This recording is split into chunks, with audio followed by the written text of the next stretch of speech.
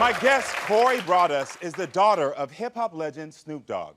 She's carving out her own path and speaking out against social media trolls. Corey posted this photo on Instagram to announce her engagement to her fiancé, Wayne. Corey says she was then bombarded with negative comments about the way she looked, and instead of staying silent, she clapped back, taking on her haters.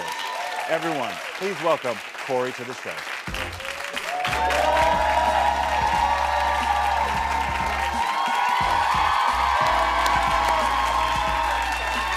Corey, you fine, girl. You fine. Come here, baby. How are you doing, gorgeous? Good. You look stunning. Thank you. Stop playing. Thank you for having me. Of course. Oh my I'm so gosh. glad you to be here. Because I saw what happened. Yes. I saw it in real time, and it hurt my heart. An engagement announcement post is a happy time of the year. That's when you're supposed to celebrate. Right. But your post brought out the trolls. What was that like for you? To see all these people hating on one of the happiest moments of your life. I mean, it made me very sad because, like, this is a happy moment. You know what I mean? Like, this is something that I wanted to share with the world. And I actually waited like a day because I knew, like, you know, just being in the public eye, you know, people are going to say things, whether it's you posting something good, whether you posting something bad, it's always going to be somebody who has something negative to say. Yeah. So it really brought me to a place where I don't wish on anybody, you know, because it's supposed to be the happiest moment of my life. But when I read the comments, it made me the saddest girl in life. You know what I mean? I'm sorry to hear that. What were some of the comments that brought you to that place of sadness? He's only with you because of your dad. So does this mean I have to be ugly to get a man? Even like the way I was looking, you know, I got diagnosed with lupus at the age of 6. And so here I was very inflamed. Actually, my lupus was very, very inflamed. That's funny because you look gorgeous right there to me. You know what I mean? I understand the lupus being inflamed. Yes. But I just see a stunning young woman that's happy. Thank you. But finish what you're saying. So yeah, I wasn't feeling well, you know, and so like nobody knew that, you know what I mean? So for people to go on there and to say that, it made me feel even lower about myself. And I think when people say those certain things and you're already dealing with insecurities, it like triggers it, you know, because you have somebody online saying this about you and you're like, dang, this is how I really feel. You know what I mean? Yeah. And so it just hits deeper because it's like, wow, they are right, or maybe I'm not tripping in my head, you know what I mean? Yeah. And you battled depression as a kid. Yes. Yeah, can you talk about that? I felt like as a kid, I was always an outcast, you know, like my brothers are light-skinned, they're slimmer, you know what I mean? Like even my friends, I had light-skinned friends with curly hair. I just always was different. I mean, even the guys, you know, they were always like, put me on with her. And I'm like, why you want to be put on with me? You know, like I was always like the homegirl. And just growing up, it just made me sad, you know, and I got sick at the age of 6. So just imagine being sick that young, you know, like I don't know what's going on. I'm just going to doctors. I'm taking all these medications, and, you know, medications make you mentally, you know, feel some type of way as well. So it was just a lot that I went through as a little girl and, you know, still go through as I'm getting into an adult. And you told my producer that at 13 you wanted to give up. I think before that. Even before that. Can you talk to us about that? Because I asked you this because I know you're in a better place now, and even though you're working, I think there could be some little girl out there or some little boy that might experience that, and I want them to understand that you were there. Yeah. So what were you experiencing at that time? Really just, I've been bullied all my life too. Like when I first got on social media, it's like I get more negative love than positive love, you know what I mean? Like it's always about how I look and, you know, what size I am and my skin. And it just brought me to a place where I just didn't want to be here no more. And I feel like it's so easy to give up, right?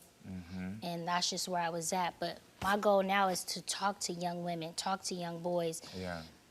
So this stuff can be instilled in them when they're younger. Because if I had all this instilled in me when I was younger, whatever anybody had to say about me wouldn't have even mattered, because I know how I look, I know how I feel, and I'm fine with it. Amen. Yeah, I hear that. I love that. I love that. I love that you were in a dark place and that you talked so vulnerable about being able to get out of it. Yeah. One of the things you touched on that I think it's sad to me that still in this day and age, we are still talking about colorism. and people don't realize it. You said often that because of your skin tone, you get comments. What comments do you hear about your skin tone? I'm too dark. I mean, just anything you name it. You know what I mean? Like, and I used to cry to my mom, like, I wish I was lighter. Like, I was 12 years old crying in the bed to my mom, like, boo-hooing, like, I wish I was lighter. I wish I wasn't dark. I wish I wasn't big.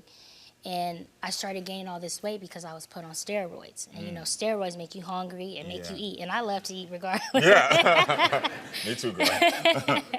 So that's just kind of where, you know, all of that just came about. And I mean, even till this day, I still look at myself sometimes and I'm just like, you know, I just have to learn to just love me for me, naturally. Yeah. Like right now, my skin is going through like a hyperpigmentation from my lupus, and there was some days where I just looked in the mirror and cried, like, why is this happening to me? But it's like, you're still beautiful, you're okay. Learn to love it. Yeah. If this is the new her, then you gotta just embrace it. You better say that. You better say that. Yeah. If this is the new her, then you better love it. Yes, for sure. And I think that's the problem. I mean, first is we have to work on a society. And I specifically talk to us as black folks. Right. Because enough is enough. Right. Us as brown folks, us as people of color, enough is enough. Yes, we understand that we live in a society, in a country that has told us that how we look is not beautiful. But it's up to us with how we're dealing with each other to stop. Right, right. And it's the real talk. Like, we have to start to appreciate our shades. Yes. Because that is what is beautiful about us. Our shades, our brilliance. And everything we have naturally. Like, you're naturally beautiful. Yeah. And that brings us to the second point of this, is when you said, this is where she is now, and we gotta love her where she is. Yeah. I think people forget that our self-esteem is something we must practice daily. Yes. Because we practice saying the negative things to ourselves, but we don't practice saying the positive things. It's easy to say every morning when you get up, oh, I don't like this about me, I don't like that, like, oh, this don't fit. Right, but how often do you just wake up and say, you know what, I'm just gonna say I love me today? You know what I'm saying? And I think it's something we need to do more, because I still fall victim sometimes to the negative comments that I see. Do you ever still fall victim? What? She said, girl, yes. Like, literally, me and my fiance, we just did like a get ready with us for bed. Yeah. And they're like, oh, did she get a chemical peel? Oh, is she bleaching her skin? I'm like, really? Like, I was in the bed looking at him, like believing their comments, like, why are you marrying me? Do you really love me? Do you really want to be with me? You know, like, it starts getting that deep to where people comments really start making you feel like this is real. When we know how we truly feel, we know what we've been through, we know what's up.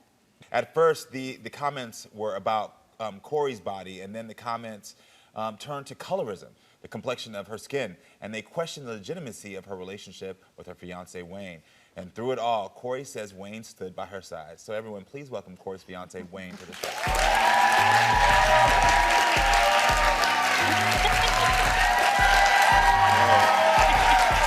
Corey, how you doing, man? Let me give you a hug, man. Good to meet you. So Wayne, tell me, how did you and Corey meet?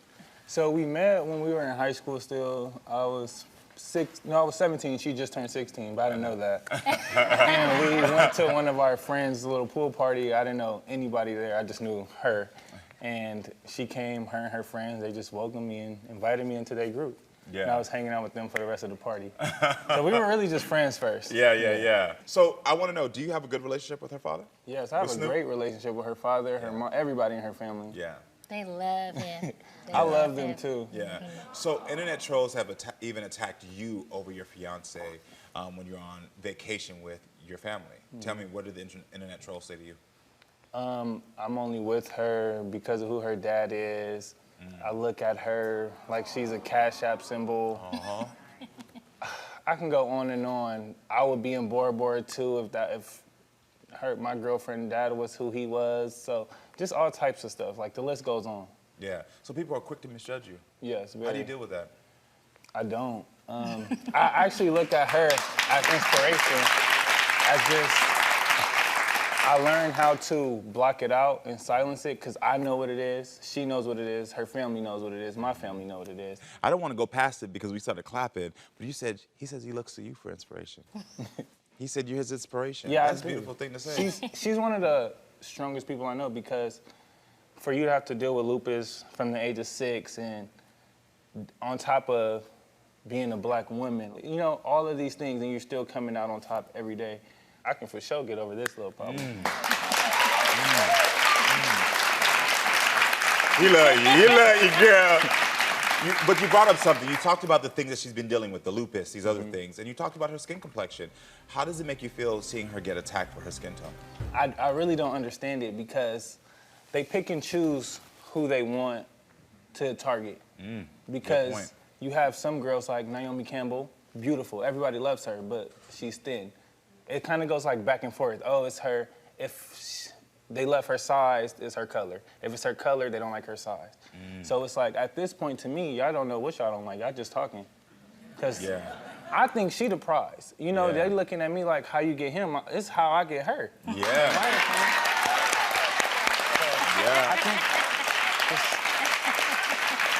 So Corey, I know your dad Snoop actually also took to social media and clapped back as well. What happened there? I mean, it just gets to a point where like you just gotta say something. You know, like when you grow up in the public eye, you grow up, you know this is what comes with it. Haters gonna hate. If they not speaking, then you're not doing something right. You know what I mean? Oh, look at us. How does that make you feel that your father speak up for you? You have a special bond, right? Yes, I love my dad. Like sometimes I'd be like, wow, I can't believe that's my dad. You Yeah. know? Just because of, you know, how big he is and just how he's a legend. Well, just to let y'all know, we got a little ping here. We got a little special message. I actually hit up your father real quick, and he wanted to say something to you. Wait, what? Yeah, everyone. Yo, what up? This is a message from my daughter, Corey B, a.k.a. Chuck. I love you. I'm proud of you. You are so inspiring. Love the changes that you made. Love the way you lead and the way you're taking control of your destiny. Keep doing you. I love you. Proud of you. How does that make you feel? That makes me feel so good because I feel like being his daughter, right? So many people have all these expectations, even me, myself, you know, I have these big shoes to fill. But I always say, I have different shoes to fill, my own shoes to fill. You better preach. Come through, it's the truth. Right, he already did what he was destined to do, what he was meant to do, and now I have to do that. And whatever that is, that's what I have to do. I saw your father was wearing a scarf right there. Oh, yes. Yeah. That scarf is because of your lupus. Can you Yes, tell me brought about his what's going on? collection. Yeah. So, yep, it's at the beauty supplies. It's gonna be in other places soon. I can't disclose that info, but just stay tuned. But they basically created it just around me having lupus at the age of 6. My hair fell out, so my mom went to downtown one day and just got a bunch of scarves. And I just put them on, and it just made me feel confident and beautiful, you know? So they brought his collection. I love that. Yeah. Listen, yeah, give it up.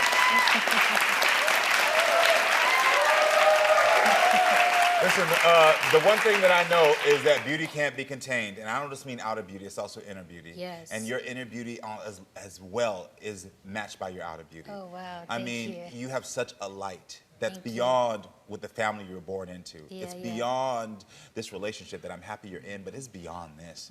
You have something that is so great, and we just heard you say 23. Y'all already see what this gonna be.